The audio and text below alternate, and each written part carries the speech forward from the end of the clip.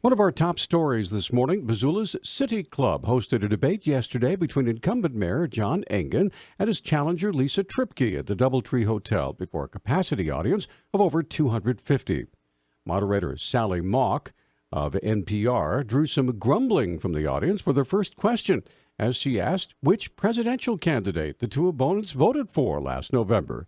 Tripke answered carefully. What I'm going to say is voting is a privacy right, and you can choose to vote who you want to. I think that because the privacy of voting is kind of what makes everybody be able to be comfortable and vote the way they want. I am middle of the road. I'm fiscally responsible, and that's how I'd like to answer the question. I respect everybody's privacy in that right. While Mayor Engen answered without hesitation his party affiliation. I voted for Hillary Clinton. Before that, I voted for Barack Obama. And before I voted for Democrats, I voted for Democrats all my life. Missoula is a very politically active community, and while these are nonpartisan races, the fact of the matter is that the party you identify with helps folks understand your values, and I'm pretty proud of those values, and I'm pretty proud of the values of the city of Missoula.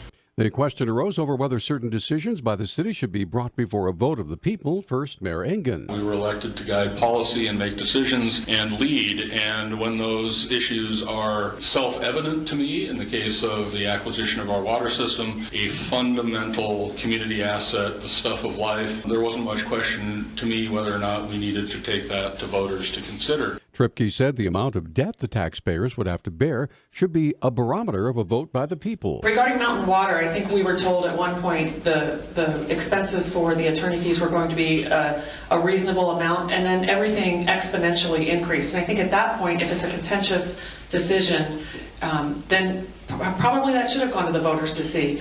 Ballots for the municipal election are being mailed tomorrow. By the way, if you would like to see that entire debate, just go to our website at newstalkkgvo.com.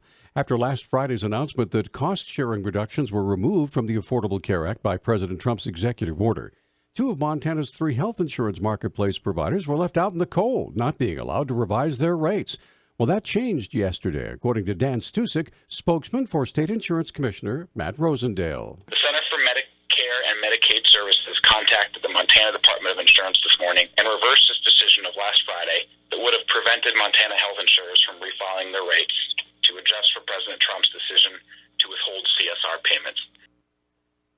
Since Blue Cross Blue Shield had already increased their rates, Stusik said the other two insurers could now also revise their rates to cover that loss. Based on this announcement from CMS and a review of applicable Montana law, this office has notified Montana's three health insurers that they may refile rates for 2018 based on the material change presented by the absence of federal CSR subsidy payments. We have been notified in return that Montana Health Co-op and Pacific Source Health Plans will both refile and increase their rates. KGVO News reached out to both of the other companies. Pacific Source will increase their average rates by 17%, while the Montana Healthcare Co-op's rates will increase by an average of 24%. Again, those are with the silver plans. A contractor has sued Montana's environmental agency, alleging public health is being put at risk by the state's failure to crack down on the improper disposal of a common and potentially deadly building material. Ingram Environmental of Butte said in a lawsuit reported Sunday by the Montana Standard that asbestos is being dumped in open-air sites at landfills. That poses a danger to workers and anyone who breathes in the air around the dumps, according to the company. State regulations require asbestos to be treated differently than common waste. However, attorneys for the Montana Department of Environmental Quality say the agency is not required under the law to more aggressively enforce laws on asbestos disposal. The lawsuit's before Judge Brad Newman of the State District Court in Butte, Silver County. National and local health officials are urging early season flu shots to protect against a strain from the southern hemisphere. Registered nurse with the City County Health Department, Pam Whitney, said the influenza A strain is called the H3N2 variant virus. The strain they were seeing was H3N2. So of the few cases that we're starting to see, and we've already had 30 in Montana, we've had about 5 in Missoula with some hospitalizations. They are confirming out to the H3N2. So we're asking everyone, don't delay, get your flu shots now.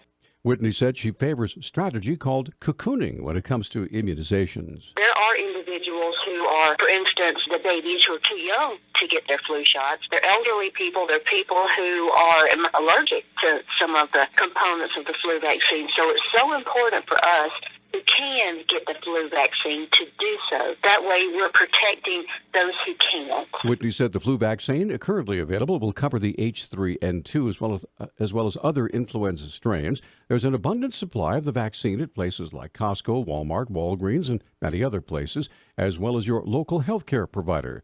The Missoula City County Health Department also provides flu shots. The flu vaccination is currently covered under the Affordable Care Act. Wildlife officials say one or more poachers illegally shot 8 mule deer in eastern Montana with a type of ammunition used for small game that likely caused the animals to suffer considerably. Fish, Wildlife, and Parks Warden Todd Tryon said in a statement yesterday that one of the animals, a fawn, was found injured but still alive and had to be euthanized. The animals were shot with a shotgun loaded with shells typically used to hunt pheasants. They were found by a local resident Sunday in northern Macomb County, where the dead deer were scattered along a 2-mile stretch of Road 528. There's a $1,000 reward leading to a conviction, whoever did that. The Missoula Municipal Court's a busy place, according to Judge Kathleen Jenks. The court's so packed that sometimes hearings have to be done in city council chambers. Jenks, who's running for re-election, believes most Missoulians would be surprised at the number of cases. I have no concept of the volume. That's something that blows people away. 18,000 tickets come through my court. And when they come, and I like to talk to the people on speeding tickets, but we don't always have time. Sometimes we've got 2 minutes. And, we also have times where all we do is hearings with attorneys, omnibus hearings. And we will do 60 or 80 sometimes of those in an afternoon. All those tickets end up pumping millions into the city's general fund. In the last fiscal year, we collected $2,273,000 on fines, and we collected $137,192 in restitution that went directly to victims. It's a big court, and we do collect a lot, and I feel very strongly that fines are not for revenue. The number of warrants handled by the city is also quite high. Jenks said she culled about a third of the warrants that were in the system because they were illegally processed. Now, she says there are about 8,000 Missoula Municipal Court warrants still active. News Talk time now, 6:12. News Talk, KGVO. Missoula's official weather station. Ample sunshine today with high temperatures in the low 60s. A wind advisory goes in effect late this afternoon for wind gusts as high as 30 miles per hour. An isolated shower will be possible early tonight, otherwise mostly cloudy, lows in the 30s. I'm meteorologist Brooke Foster, KECI 13.